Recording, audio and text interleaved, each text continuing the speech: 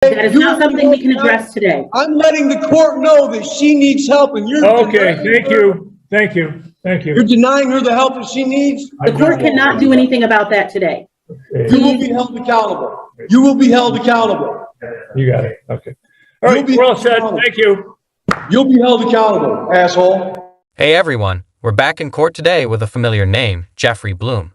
He's once again at the center of several legal matters, including resisting arrest, probation concerns, and a serious misconduct allegation. The hearing starts with the judge checking in on Jeff's connection with his lawyer. Surprisingly, the attorney is still on board to represent him. But Jeff quickly shifts the tone, using the moment to air out a string of complaints. What was supposed to be a routine hearing soon unravels. Trust issues take center stage, and Jeff's request for a quick 5-minute statement turns into something much bigger. The calm atmosphere begins to fade almost instantly. 21344 FH, 22673 FH, and 22675 FC.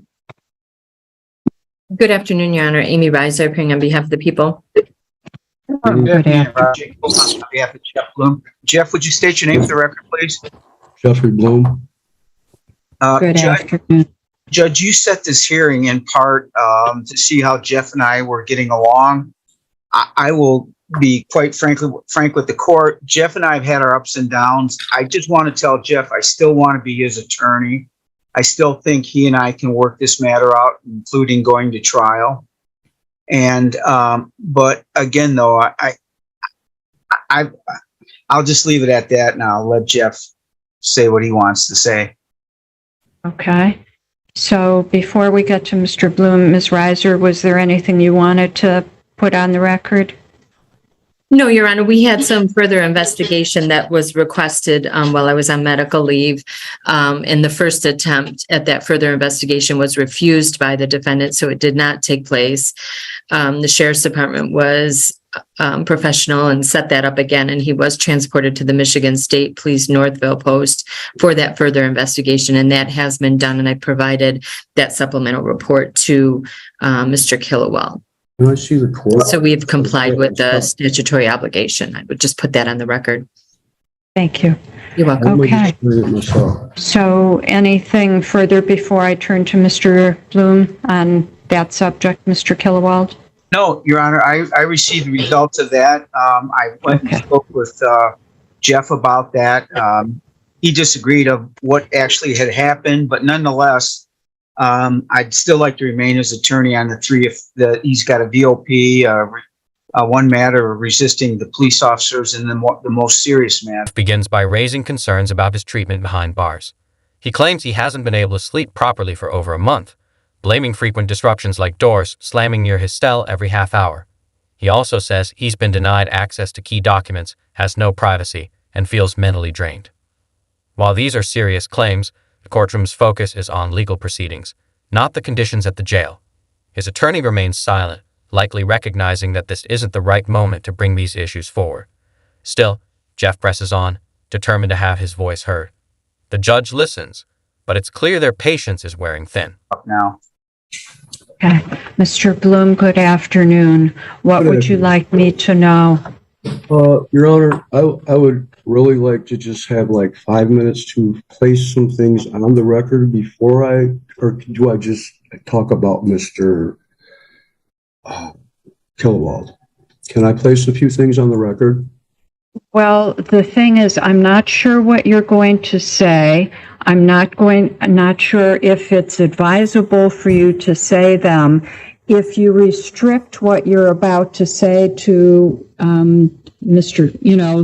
the subject of your representation, then that would be better. So you may proceed. Yes, ma'am. I just want to say it first.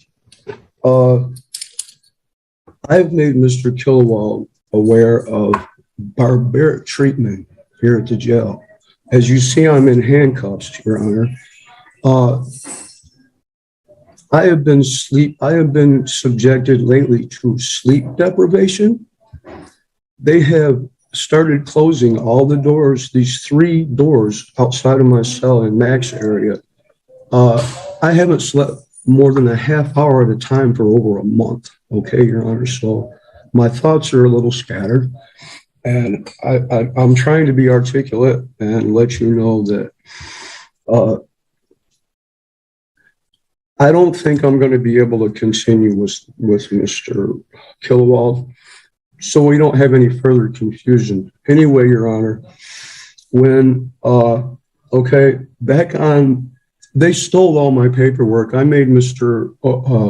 Bob aware of this, that on June 6th, Lieutenant Arnett, I was made aware, had 12 emails with Miss Reiser, discussing me and my health and all kinds of stuff. One of Arnett's staff told me this, and there was an incident on November 6th where Miss Reiser and Lieutenant Arnett, who are both officers of the court, correct? They deliberately misled. This is Villegas versus Metro Government in Nashville. I would like to cite this on the record. These officers of the court deliberately misled Judge Simpson and made statements with reckless disregard for the truth, Your Honor, that placed me in a ITR 7 cell where they put me in a suicide gown. They put the tablet outside. Jeff shifts his focus to the prosecutor and a lieutenant, accusing them of giving false information to another judge. He claims internal emails unfairly portrayed him and led to his transfer to a mental health unit. According to Jeff, he was placed in a restraint gown, kept in isolation, and denied access to his legal materials. He even points to a past hearing and references legal precedent, suggesting there's a larger scheme at play. The courtroom is hit with a rapid stream of claims, some possibly valid, others harder to verify. Jeff clearly feels he's been mistreated, but the court runs on motions, not personal narratives. And this is just the beginning of what he has to say. And what happened when you arrived at 502 by Boston's Way? I angled my patrol vehicle towards the porch of 5025 Boston's Way, apartment 81, which activated my body camera and infrared video. I started approaching, and I noticed my probable cause, the offenses. But I have to give it to Mr. Bob. He did file a motion for an in-person preliminary, Ms. Reiser didn't want that. I've figured it out now that they've taken my property again. Ms. Reiser didn't want me to hear the testimony, and ITR 7 audio and video that I have seen here at the jail will show you clearly I wasn't able to hear said testimony. I asked Mr. Kilowald to please file a motion because of misconducts to remand me back to preliminary examination, He refused that. I've asked him since December to do that. Then I asked him, well, Mr. Kilowald, if you won't do that, will you have an evidentiary hearing before you, Your Honor? Because I trust your judgment with the evidence of Ms. Reiser and the evidence that I have. They say a picture is worth 1,000 words, right? So a video must be worth 10,000 words, correct?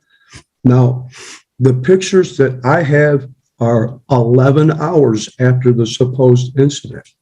I'm not going to give everything away. I just want you to know this one thing. I have photos and videos of Tiffany, a supposed victim in this case, 11 hours after the supposed incident. Jeff then turns his frustration toward his own attorney, claiming they've ignored key evidence and failed to act on his legal requests. He says every time he pushes for action, it's either delayed or dismissed, leaving the prosecution with the upper hand. According to Jeff, he shared proof that could seriously weaken the state's case, but no one's paying attention. He cites missed motions, denied requests, and important video evidence being overlooked. His anger is clear, and he feels the system is working against him. Give up about this. Your Honor, if we could have an evidentiary hearing, and Mr. Kilowald said, no, we're not going to have any of that. And when I asked Mr. Kilowald, what have you done besides everything that I've asked you to do? You have given the prosecution a way out. Everything, Your Honor. I have told him, if you do this just like this, they will have no way out of these lies. He always gives them a way out, just like Mr. Thomas, Lieutenant Thomas Arnett. He covered for this man stealing my law work, Your Honor. He has every scrap of everything that I plan to call on my defense. He has every scrap of grievances and the documentation that a civil rights attorney told me to take of everything that goes on in this jail. Okay, he took all that. And Mr. Killewald refused to do anything. I asked Mr. Killewald to call the ACLU. He left a message with the ACLU saying that I'm the problem, is what I was made to understand. He throws me under the bus at every turn. Jeff, just for the record, he wants to interrupt me and I'll be muted. Okay, go ahead. Jeff, I'm sorry. I never threw you under the bus. So I called the ACLU. If that's how you feel, that's fine. But I never threw you under the bus. Well, what about when I tell you to resign off this case multiple times for multiple months? Even before the preliminary, I asked you, I said, Bob, the only reason I'm keeping you is because you're aware of the history with me and Tiffany, where they're denying that there was ever a history. You're aware of it. Okay. You're aware of the domestic violence situation that happened on 7/11. I asked you to get that police report and maybe show that to Ms. Reiser and say what that police report says about Tiffany. You refused to take any of the evidence, and I told you this last time we visited, Your Honor. I have given Mr. Killewald 5 times the evidence, plus photo and video evidence I've made him aware of.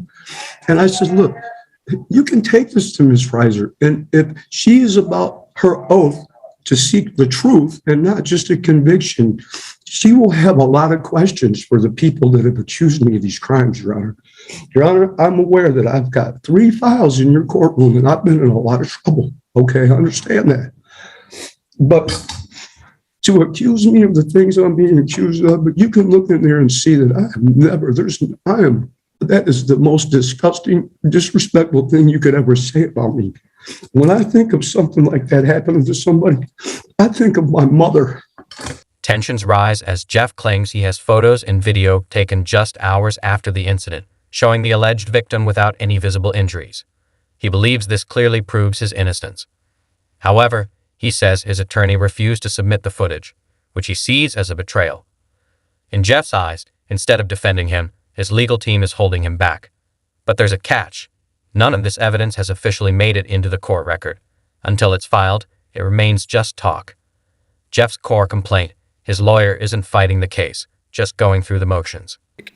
I guess I need to just stick to the facts here and let you know, Your Honor, I have been made for 8 months ever since Amy Reiser told those lies to Judge Simpson. I have been a level 1 prisoner.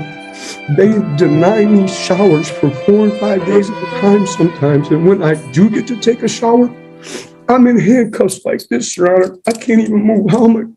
To me, Your Honor, cleanliness is next to godliness. And I think you probably feel the same. This is barbaric. I've been abused. I was assaulted by an Officer McKay at the hands of a Sergeant Burris. It's on video. There's no getting around it.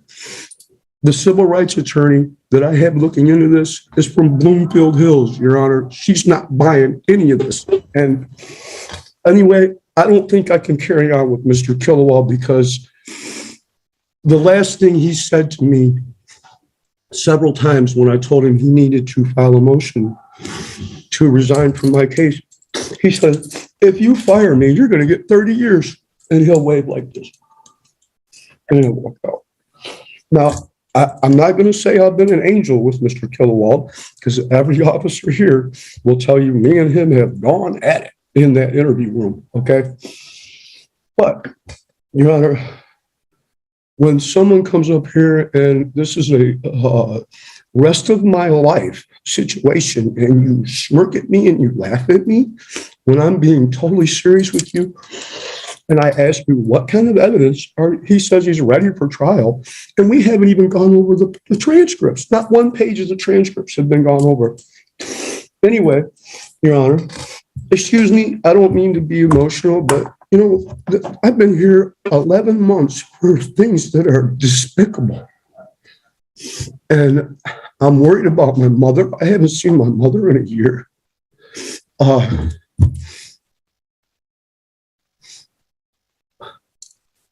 If I get another attorney, Your Honor, can you make an evidentiary hearing? Jeff's tone shifts as he grows emotional, sharing that he's been in custody for nearly a year with no relief. He says he's often denied basic hygiene, and when showers are allowed, he's shackled and closely watched. To him, it feels dehumanizing and is taking a toll on his mental health. He pleads with the judge, insisting he's not dangerous, just someone asking for fairness. He describes the treatment as harsh and unwarranted. The atmosphere in the courtroom turns uneasy, but while his emotions are raw, the court runs on process, not passion. And Jeff continues to blur the line between the two,